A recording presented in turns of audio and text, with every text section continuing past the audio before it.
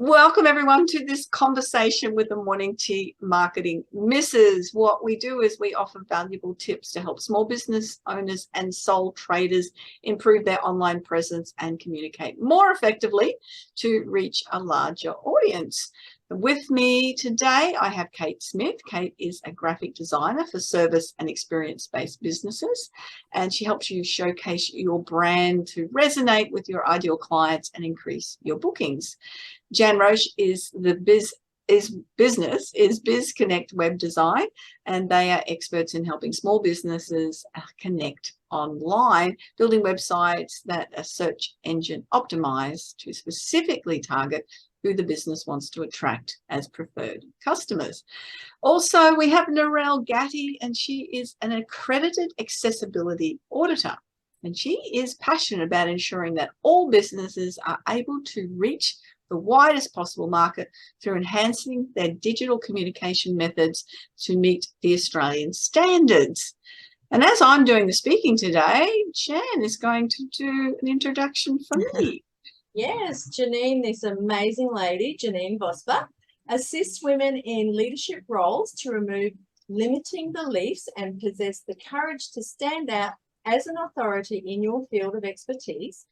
She teaches genuine skills to speak out and make a positive impact in their business and the lives of people important to them. Thank you very much, Jan. What we've been talking about for the month of February is how to build relationships online. And I thought I might go down the social media field, because part of what I do is helping people get their message really clear and then being able to communicate their message so that people understand who they are, what they do, how they do it, why they do it, and then build a relationship with them or see that person as their brand. Because we can put as much stuff out as we want to say, look at me, this is my brand. But brand is not developed that way. It is developed by what people look at you and what they see and what they perceive. And it's such an important factor. And especially those of us that are on social media a lot, and how we present ourselves. Now, I was watching Channel 9 this morning, and they had two guys, and someone Logan and another guy KSI or something. There we go. I got all that wrong, but there were two TikTok experts, influencers. Now, outside Channel 9 studios was about 10,000, mostly young men, which was really interesting, that were there to meet, see, greet, and when they were walking around with a microphone saying, "Why are you here?" They just were, writing about how authentic they were. Apparently, these two influencers used to be enemies, but now they're fans, and they put out a drink. And they were, even the young guys were talking, "Oh, the drink's awesome too," but they had millions of fans between the two of them worldwide, absolutely millions. So they obviously built up a great relationship with that particular target market. Can you imagine young 17-year-old guys getting out of bed at 2 a.m. to go somewhere? Like, that's unheard of, isn't it? And maybe they haven't got to bed by 2 o'clock. Some of them, they're that early in the morning to be there to meet their idols that they had built a relationship with online, or those idols had built relationship with the fans on TikTok, and like it was a huge fan base. That's just incredible, Janine, because I know my sons, you'd nearly have to put a bomb under them to get them out of bed, even at 6 a.m. They don't move. I was amazed at how many young men were there. It was probably 80% of the crowd were men. Wow. And it was just, the fans, like the fans of the Beatles in the 60s, or any other musician, actor.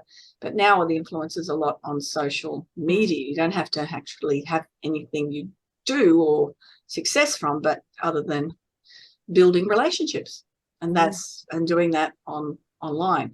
And part of that is they're in the right market. So TikTok, young men, perfect market for who they're targeting. And that's something that's really important for people to realize. That I had someone the other day say to me, and her market, if if you're a female and you're anywhere between 30 and 60, your market is on, well, 40 and 60, your market is on Facebook. That's where they're sitting. If you've got something pretty to show and something that you can show pictures of or short videos that are of an item, then Instagram is where that younger market is. That's, again, you want to build a relationship with the right people in the right place. That way you can build a better connection and build rapport with them, and they will follow you because you are talking their language. And if you're in business, you've got to be on LinkedIn, because that's where you build connection with other business owners, and you can build a collaboration like the four of us have been doing with the morning tea marketing business, by collaborating and building relationships with people that you meet and able to do so online. So making sure that you're targeting the right platform for you. Yeah, this woman was saying to me that she's just playing in TikTok and doing some things. That's not where her market is. She said, oh, I've got all these views. And I said, but how does that translate to what you want to achieve, the people that you want to attract, the market, how you're making money from it? It's not. It feels good when you have people view what you're doing, but it's not where your market is.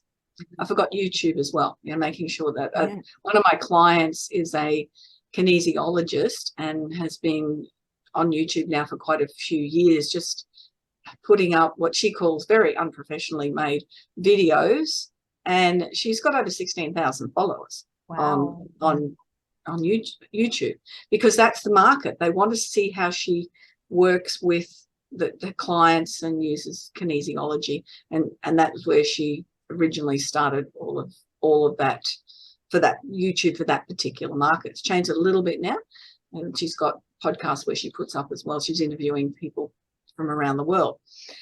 But again, this is who do you want to build a relationship with? I think that's probably the first question when you look at your social media, is who do you want to build that relationship, and where do you find them? Where are they located?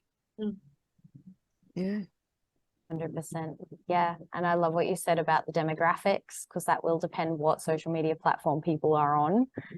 And then the way you use that platform to target those people is kind of the next step.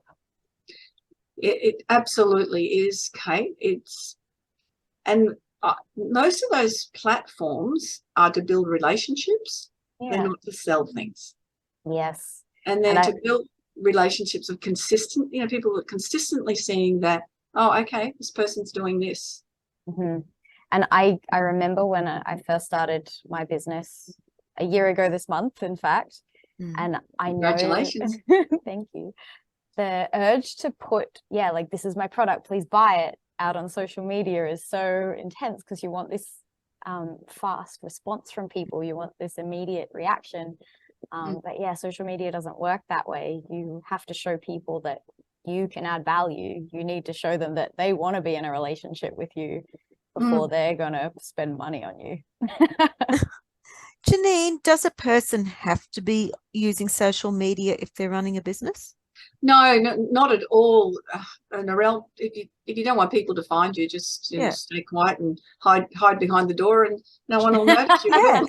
This is because I know people that say, oh, we just get word of mouth and we're kept busy through word of mouth. But if that works for you, and it's it's an interesting time over the last 3 years, and I'd be surprised if that continues necessary. It depends what you do. If you're a hairdresser, then if it's word of mouth, if you're great at what you do. But it's people want to learn more about you. So, for example, I spoke to someone today that's booked in to attend the brand and styling retreat that I'm running with a couple other people and Airlie Beach in May. So she booked in.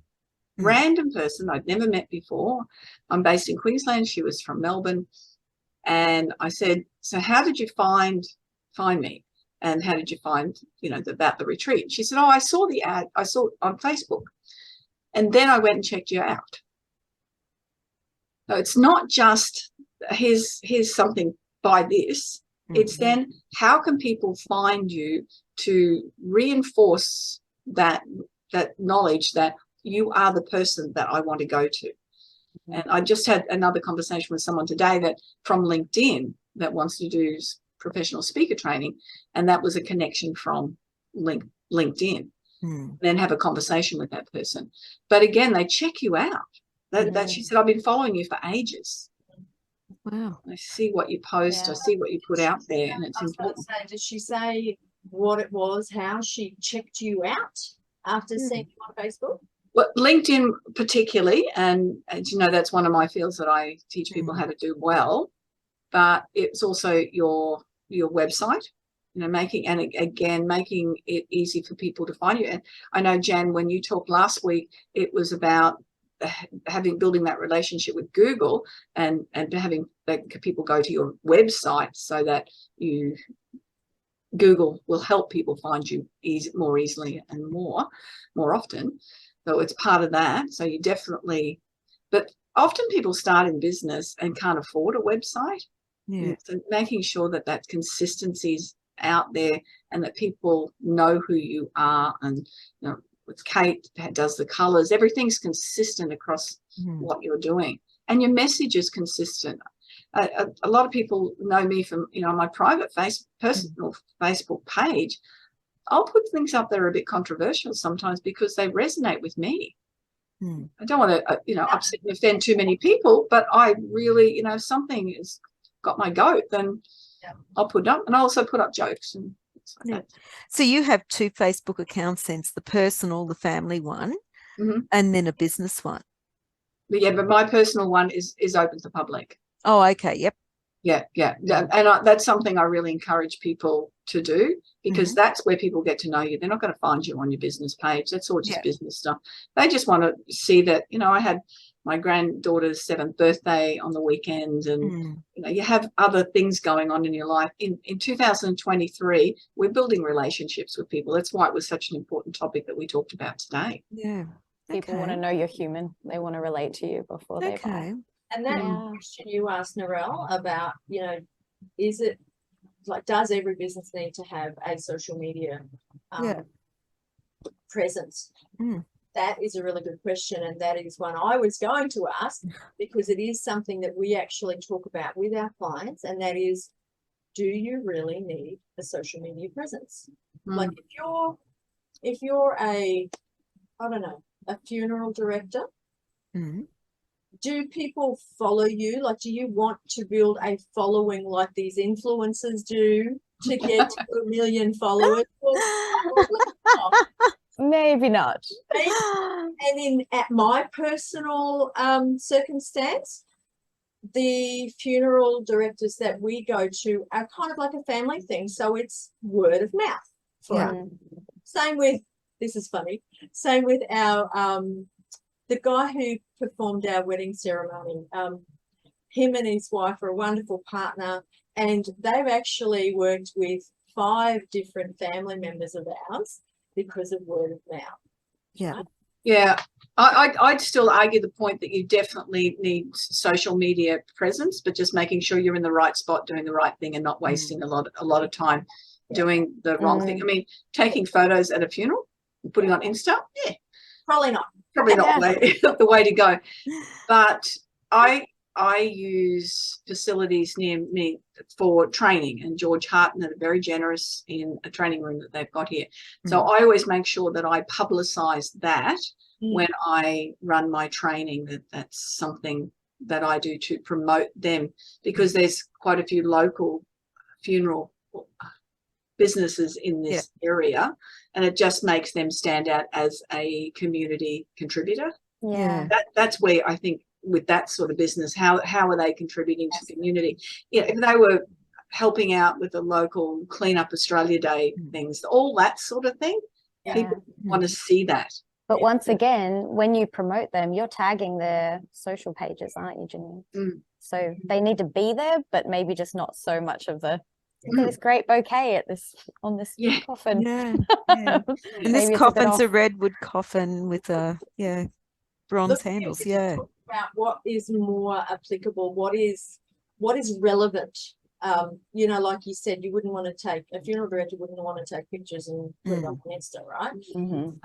However, they could strategically market through Google Business Profile. Yeah. Definitely. Have, you know, a link from a post that they put there to their website. Yeah. So the idea of having, you know, everybody, everything, all of your marketing efforts heading towards the website is that, one, and this is a very important point, you own the website. As long as you remember to pay your renewal, domain renewal, when it comes around, no one can take that away from you. Whereas we've had instances of, you know, Facebook falling over and breaking a few times. And if people have only built their business on one social media platform, that's pretty dangerous. So, you know, we just say, let it complement your website, and you know, you can't go wrong there. But it is all about you know, being relevant and having some great information so that people can find you. Oh, look, 100%. I've worked with some people that have lost all of their content. They've just had it up on Facebook, and then Facebook goes, well, we're not going to let you have that anymore. And they've lost absolutely everything. And I know a lot of people in the last couple of years, and they really haven't been out doing anything protesting, but they've said the one word and they've been blocked and they don't have access. So yeah, 100% agree, Jan. It's that consistency across and building relationships right across all of those different platforms. And that seems overwhelming. I was speaking to a woman the other day. She's got a little retail shop near me, beautiful little vintage shop called Peachy. And she said, I just don't have time to do Facebook. And I said, why don't you use a program that sends your post out to all of your social media platforms? And I'm using one right now. It's called Buffer. And I've got like 4 channels on there, like 4 different platforms, and it's not charging me anything yet. I assumed they'd start charging me at some point. So can recommend. It's doing the job great. That's great recommending that free one. I used on Hootsuite, it used to be free when I first started, but it's definitely not free now. No, that was I have so much content up there. Then what do we do with it? Yeah. But definitely programming, scheduling. Oh, it takes all the stress out of it, because otherwise you're thinking about it every day and it's impossible. If you schedule it, do your whole week or your whole month in advance, just leave a few days free to do the spontaneous stuff, because that will always be there. And you can build that that recognition with your audience with your consistency. I think I've said on one of the early ones, my quotes are done for the whole year. That's nice. Overachiever. Definitely. If I get a month in advance, I'm very proud of myself. I have my VA do all the other stuff now, but I did the But Jan, one of those things that you just said is something I'm going to get my VA to do, is to put up my a part of my blog post or my podcast post on Google Business site, and then link it back, the rest of it, to my website. Perfect. So that can be her task because there's a lot of content on my website. So and that's the whole thing, Janine, is all you need to do is just a little intro, no more than 300 words, because that's all you're allowed to do. You can put a picture or whatever with the link to the full article on your website. That is perfect. But make sure you mention some keywords in that little intro on Google My Business or Google Business Profile. That is absolutely perfect. But a thought that I had, when it comes to building relationships with your posting on social media, a good rule of thumb is to have, say, 4 pillars, let's call them. And that also takes in allowing people to get to know you, and that is, you can have informational, educational, funnies, promotions. So you can have different pillars, whatever your business, whatever those things mean to you. Create a schedule around those, and that way, with the funnies and whatever, people get to know you. Again, everything is, I always have a link back to the website with all of those things. Yeah. Okay. Yeah, that's great. To the you should see my scheduling out for the next few months. And so there's 6 channels, and then the same post goes out on different days of the week on each of the channels. And yeah, and then on Fridays I do a feel good story. Yeah, Always great. do a feel good story on a Friday across all of the channels on the Okay. same one. Very But good. yes, yeah. So, Okay, hopefully that I've was learned interesting. again. Yep. Very interesting. That was good. Yeah, Yeah. thank you. You've inspired me to renew my vigor in my posting on social media. I've been a bit relaxed with it lately. Yeah. Yeah. Look, a simple tip. I'm involved in a lot of groups, and you get the opportunity to post on certain days, certain things. I do a quote or a promotion. That's the 2 things across different days, and about 40 different groups. I have it all on a spreadsheet, the link on a spreadsheet, click on the link, go into the group, post it, and it takes me seconds. The to do that. organisation level. Ooh. Yeah, that's great, because I always That's- think, oh, I'm in these groups, I should post something, but that's the answer, because I never. It Yeah. takes that effort to do it the first time, but remember, anything you do more than once, you need a system. Yeah. Yeah, great tip. Yeah, brilliant. Mm. Well, I've done all the talking today. Who wants to do the wrap up to finish? Well, look, Janine, I just want to say thanks. That was excellent today. I've learnt so much, and like Kate and Jan, I've just sat and listened and learnt mostly, because this is an area that I'm continually learning from. So thank you. So March is all about celebrations. So we did planning in January, relationships February, and I think Janine, you chose celebrations for March. So maybe that was because of Easter, but Easter's in no, it's April. because it's International Women's Day. Oh, it is Yeah. too. And it's my wedding anniversary on the same day. It's been in business for 12 months. We're going to be celebrating a whole lot of things. Excellent. All revolving around me. I mean, that's all. That's cool. You've got to be honest. So, look, thank you. We will see everyone in March. Obviously, like us, subscribe to us, have a listen to what we say, add a comment. We are the Morning Tea Marketing Misses, and we'll see you next time. Thanks, Bye-bye. ladies. Bye-bye.